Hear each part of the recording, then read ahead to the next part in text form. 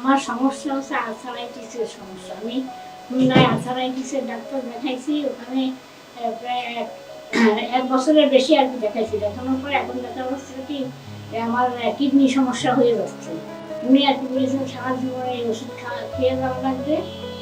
তো চিন্তা করলাম কি তাহলে বিনা ওষুধে এখানে একটা মানে ভিডিও পাইছি আর কি এসে মোবাইলে, ভিডিও দেখে আর কি এখানকার চিন্তা ভাবনা করি।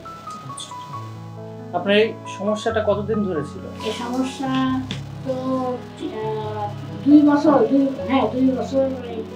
2 বছরই।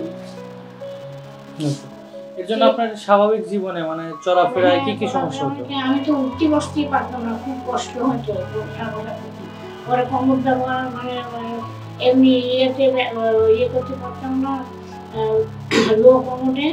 পরে কোমর ব্যবহার করেছি, কিন্তু চলাফেরা করতে গেলে বেশি হাঁটাচলা করতে পারতাম না, এ করতে পারতাম না।